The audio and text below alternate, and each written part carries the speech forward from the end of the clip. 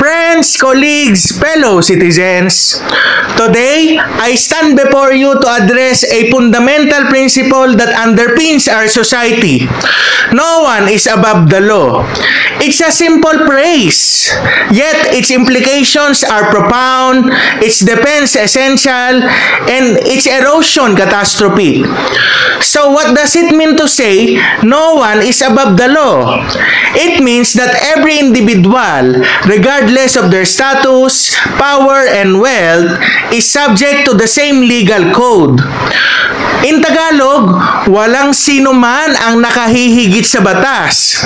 Kahit makapangyarihan ka pa sa lipunan, kahit napakataas ng iyong posisyon sa lipunan, kahit presidente ka pa ng Pilipinas, pantay-pantay ang lahat ng tao sa ilalim ng batas.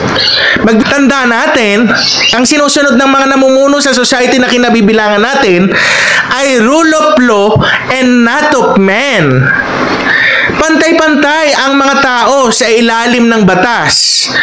Hindi porke mataas ang posisyon mo sa lipunan, hindi porke makapangyarihan ka sa lipunan, hindi porke napakayaman mo, sikat na personalidad ka sa lipunan, hindi ka na mananagot sa batas kapag ikaw ay gumawa ng masama. Mananagot ka pa rin sa batas kapag ikaw ay gumawa ng di maganda sa lipunan o sa society na kinabibilangan natin. Lahat tayo ay pantay-pantay sa ilalim ng batas. So as a social studies major of education, bilang mga saksi ni Joban, neutral kami sa politika. Kami ay naniniwala na ang kaharian ng Diyos lamang ang solusyon sa lahat ng problema ng buong sangkatauhan. Ano ba yung mga problema na yan? Tagutom, krimen, kamatayan, kawalang katarungan, yan ay ilan lamang sa wawakasan ng kaharian ng Diyos sa hinaharap. So kami ay neutral sa politika. Pero syempre, as a social studies major, kailangan pa rin namin pag-aralan ang lipunan. Ibalik ang lipunan sa araling panlipunan. So bakit nga ba crucial o mahalaga ang kaisipan na no one is above the law?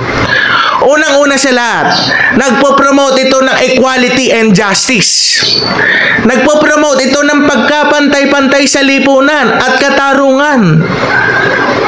Siyempre, hindi porket makapangyarihan ng isang tao, hindi porket sikat ang isang tao, hindi porket mataas ang status niya sa society o mataas ang posisyon niya sa lipunan, siya ang mananaig.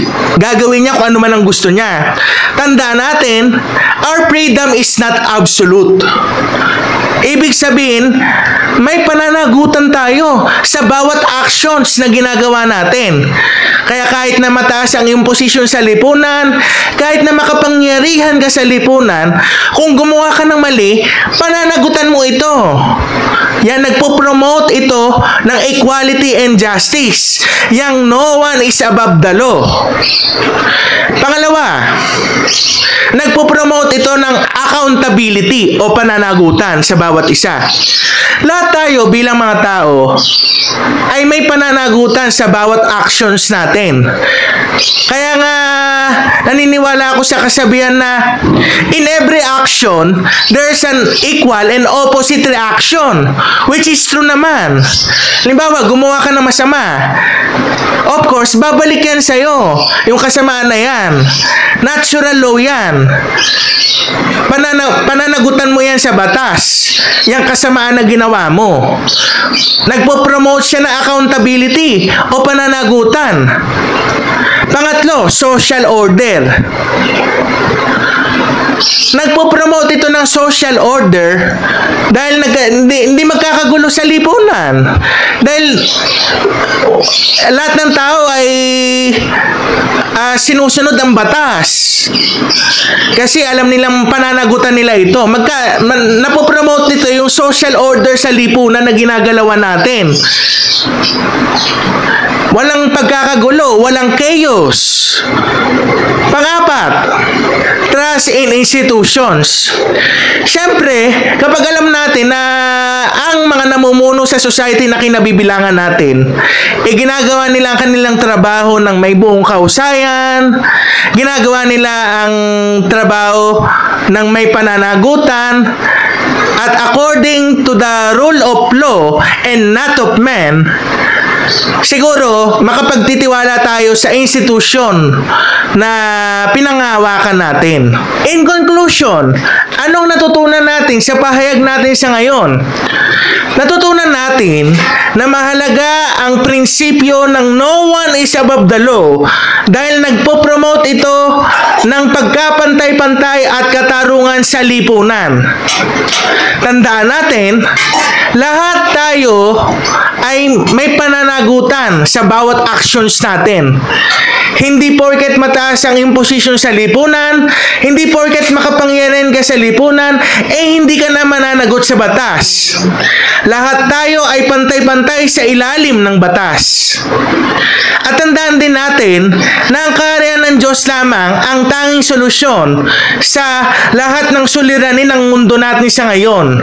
Kagaya ng krimen, kagaya ng makawalang katarungan, tagutom, kamatayan, yan ay wawakasan ng kaharian ng Diyos sa inaharap. Makisuyo sa inyong mga sipi ng Biblia at babasahin natin ang Daniel chapter 2 verse 44. Ganito ang pagkakasabi: In the days of those kings, the God of heaven will set up a kingdom that will never be destroyed. Napakagandang teksto. So, ang Diyos na Jehovah ay magtatatag ng isang kaharian sa inaharap na hindi magigiba kailanman.